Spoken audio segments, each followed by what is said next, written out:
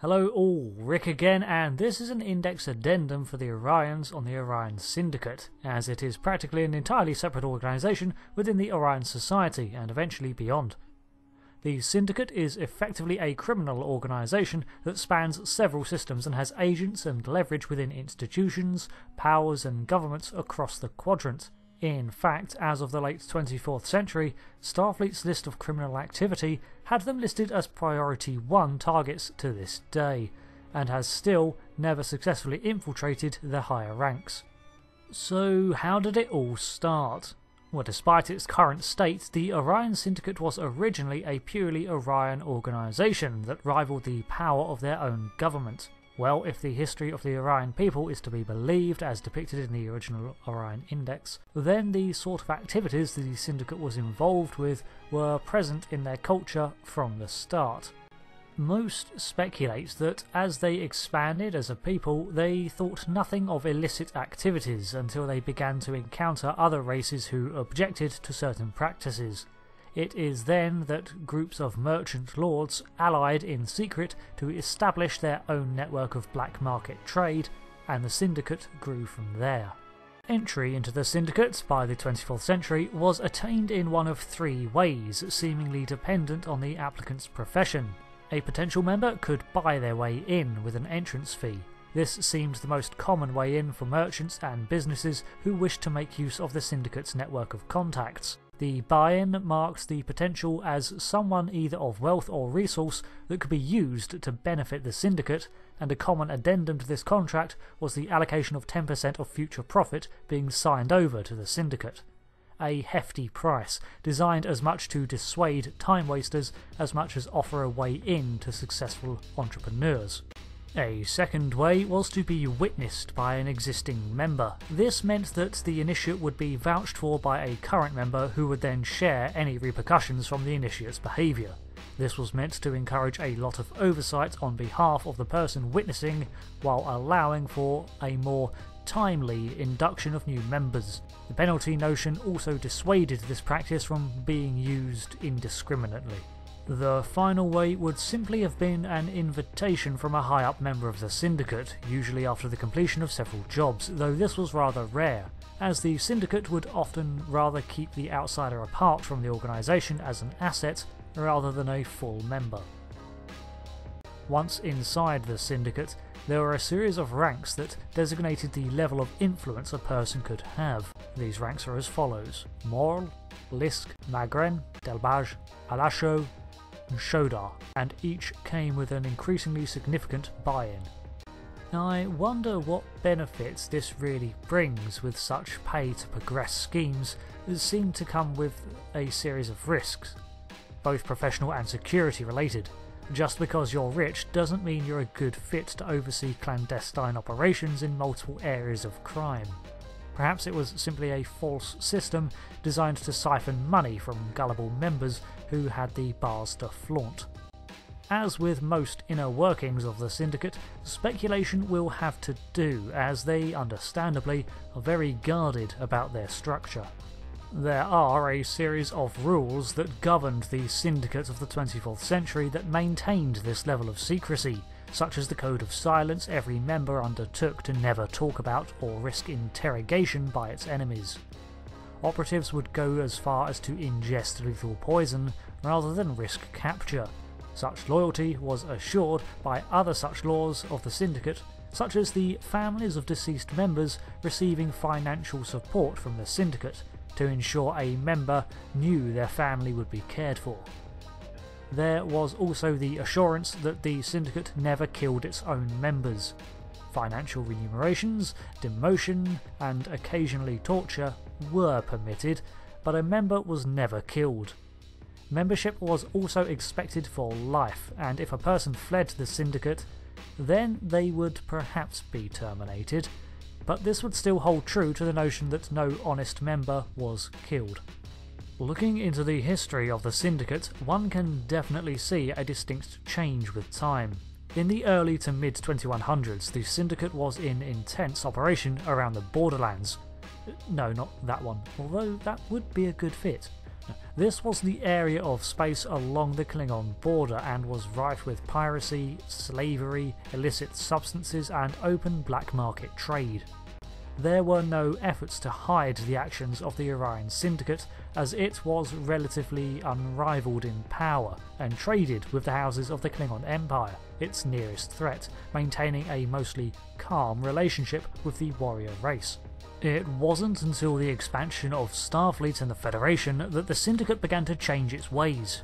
One standout moment was the attempted derailment of the Babel Conference, where Orion operatives undertook a political and financially motivated sabotage of the Federation interests to preserve dependence on Orion trade.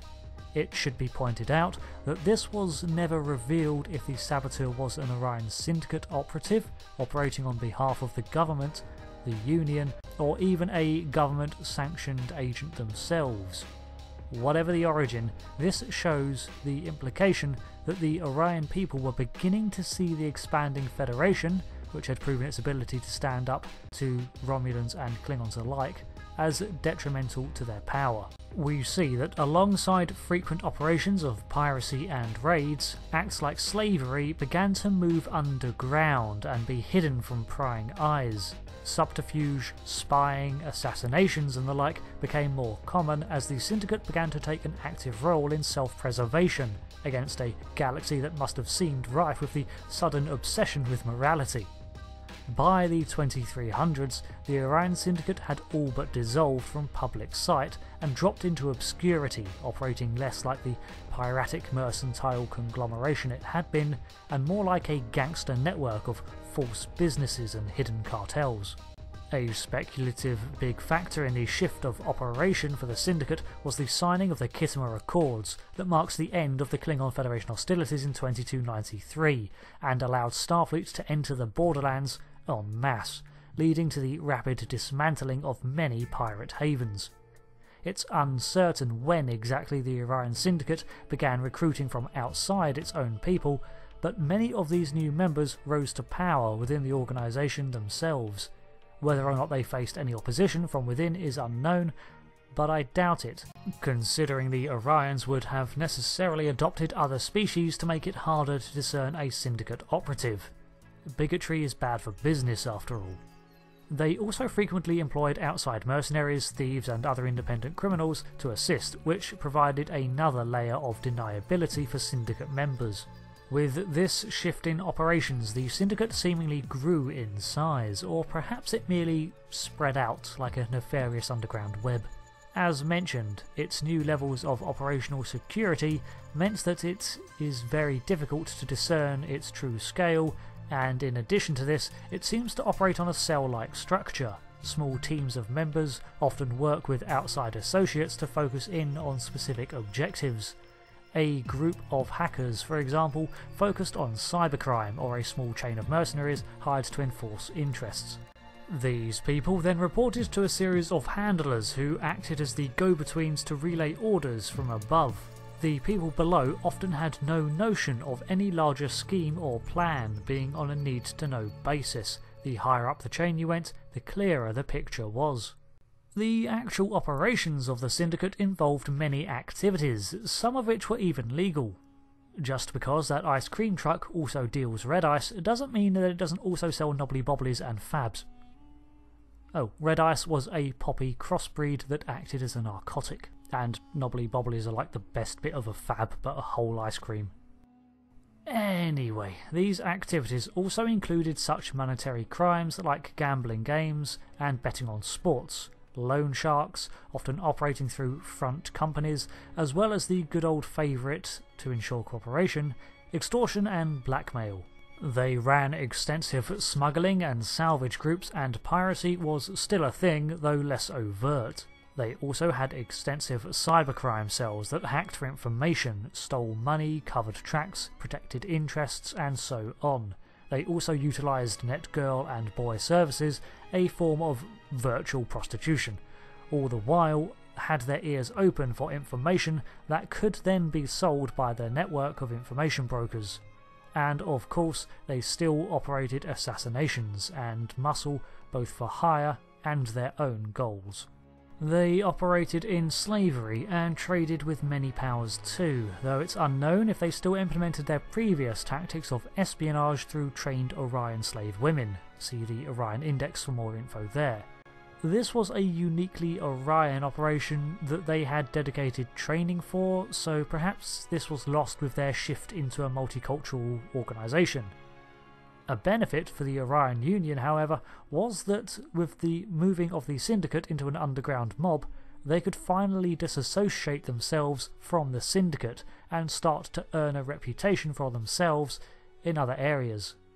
If you've been around this channel a while, it's no secret that I'm a huge fan of Star Trek Online, so I'll briefly point out that in the year 2387, Milani Dian, an Orion crime lord, ousted other members to usurp a majority control of the Syndicate and began to purge the group of its non-Orion members, trying to return the organisation to its roots as a sort of pirate fleet, doubling down on the slave trade. She was able to do this as the Federation was being spread thin, dealing with the Hobus incident, and the Orions were getting in tight with the Klingon Empire for protection. So overall, the Orion Syndicate may not be the government of the Orion people, but nonetheless its origin as an Orion-centric organisation and its place on Starfleet's Most Wanted places it in a position where most outsiders have heard more about the Syndicate than the Orion government. They use this reputation to their advantage though, through misinformation and secrecy to create a shroud of uncertainty to protect their efforts, and show a great aptitude for adaptation and survivability. I don't think they'll ever be truly gone in Star Trek, and honestly I hope they remain, as the world they inhabit provides a nice contrast to the clean and moral Starfleet. They operate at every level, from street drug cartels to white-collar crimes, and have even crushed other crime powers in their bids to retain an influential grip on the landscape of the Trek universe. Thanks for listening to this Index Addendum. I've been Rick, and if you don't hear from me for a while, then the Syndicate got me. Well, thanks again, and goodbye.